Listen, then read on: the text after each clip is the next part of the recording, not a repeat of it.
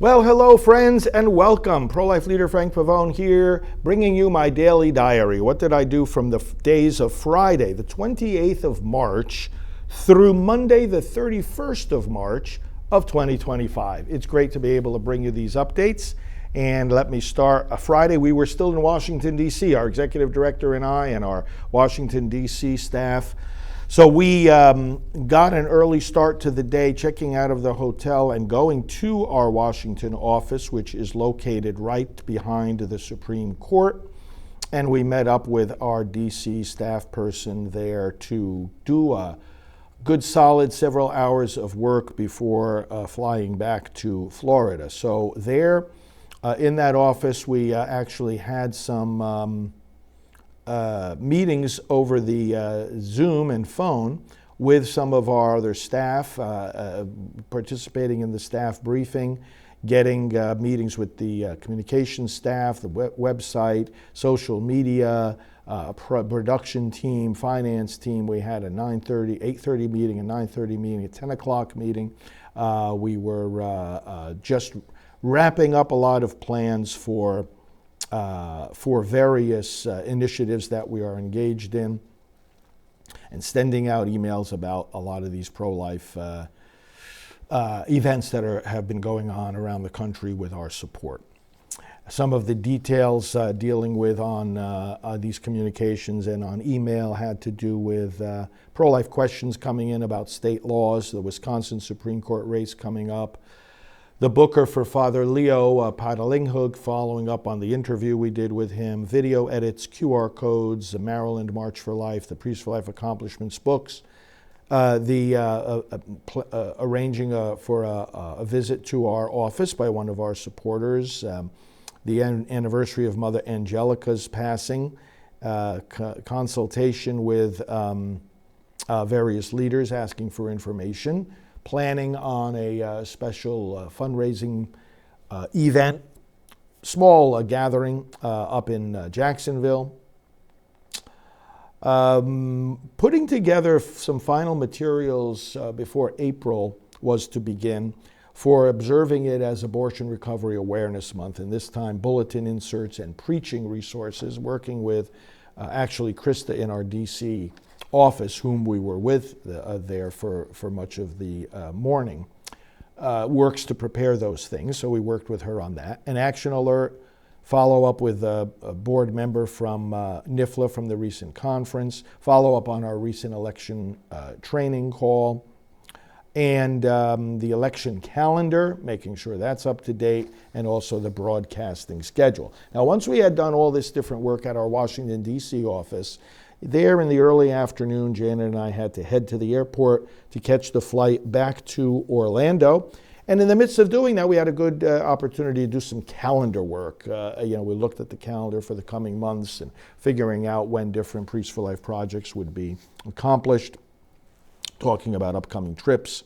And we did that work while waiting for the flight, while on the flight, and even on our way back from the flight to dropping off Janet at her place, and then bringing me back to our headquarters here in Titusville. Saturday the 29th, I was here at headquarters, and it was a good day again to follow up on all the things that had happened, especially with the lobbying day, doing some important taping here in the studio. Let's see, I did taping on the 29th. See, what did I do on the 29th? And then some on the 30th. So we taped some talks for some upcoming state marches for life, one in California, one in Virginia. At 10 a.m. on Saturday, I did the live broadcast of our scripture reflections.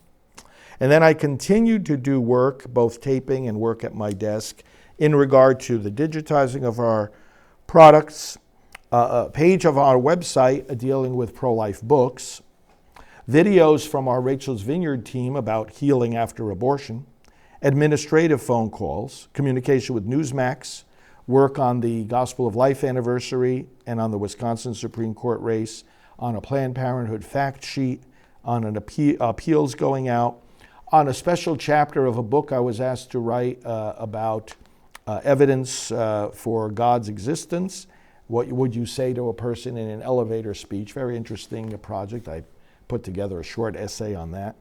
And then the analysis of our Silent No More data, working with staff who were carrying that task out. So quiet work until the end of the day and into the evening on Saturday the 29th. Same thing on Sunday the 30th. Of course, the Lord's Day, worshiping the Lord, and doing the 10 a.m. live scripture here from this studio, scripture reflection, some other tapings for the upcoming week. And then at 1:50 p.m. after lunch, coming here to do a live Newsmax interview, which was great. And then settling down to do some work at my desk regarding a pro-life podcaster, scheduling me to co-host with him, giving staff instructions about video clips to be deployed, interview preparations for Janet, interviewing some pro-life activists for upcoming programs, trip plans, digitizing of our products, congressional contact information, prospecting, donor birthday cards, website domains to be renewed in April, extra help that one of our staff people can give us on different projects, sometimes redistributing responsibilities, social media postings, some strategizing about that, plans for a visitor to our office, the different committees. When we have our pro-life leadership meetings, some of the leaders serve on different committees, so I had communication with some of them who wanted to sign up for certain committees, and then also content for our prospecting letters, did some approval work on that. And this brought me into the evening, and I had a live broadcast at 9 p.m. For over an hour, great session of questions and answers and interaction with the audience, a lot of updates about upcoming things in the pro-life arena. So that was a fun nighttime broadcast on Sunday, March 30th. And then came the last day of March, March the 31st. Here at my office, the morning briefing with staff, tapings here in the studio, did a 10 a.m. interview with Dr. Randall O'Bannon, who's the research director over at the National Right to Life Committee. And we spoke about their 2025 report. Then I had a little bit of work at my desk, and then a conversation at 11 together with our senior vice president, Jerry Horn, about some trips I can make here in Florida, some people that want to get together with me and have me do some local events.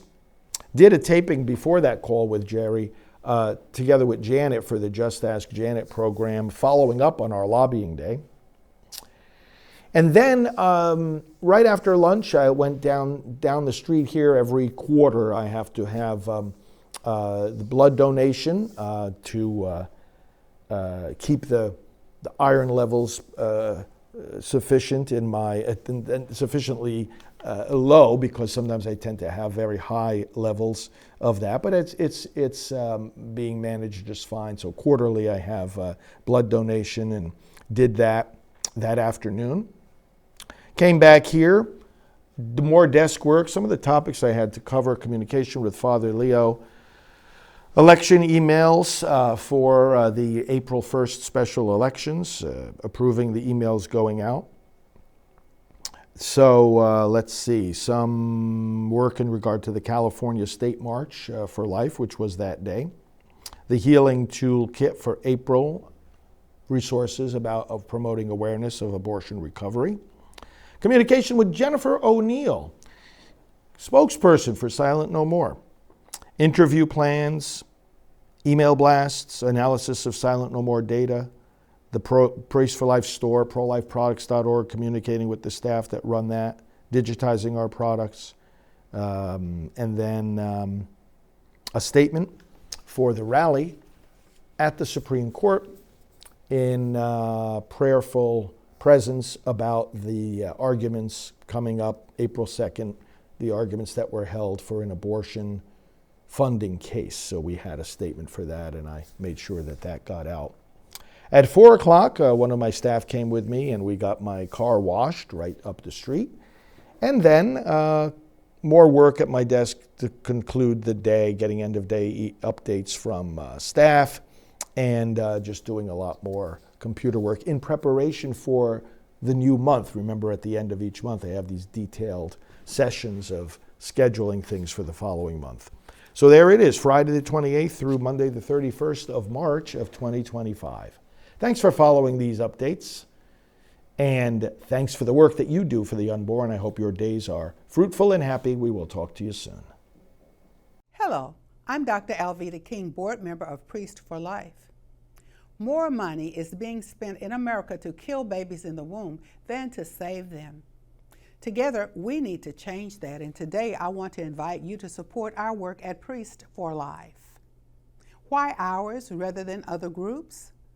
Because we have a unique team that helps lead in every arena of the fight against abortion, and we activate the churches where you find people who are most likely to get involved in that fight. To awaken a pastor about abortion is to awaken thousands of people he serves. We do not receive church funding or government grants. We rely on you for individual donations. We have a very high evaluation among charities and top security on our donation site, prolifegift.org. You can go there for a one-time gift or to become a monthly donor, or you can call us at 321-500-1000. Hello, I'm Sam Brownback, and I've worked alongside Father Frank Pavone for many years on the cause of life. He's a true champion, and the Priests for Life have been wonderful champions of this great cause, of the cause of human dignity of every human at every phase of life, from the very first moment of conception until its natural death. The human species, the human person, each and every one are full of dignity, priceless in value, and Priests for Life stand for that. Join their work with them, work alongside them in this battle, this incredible battle, this fantastically important battle for life in the United States. We've got to win this fight. Join them.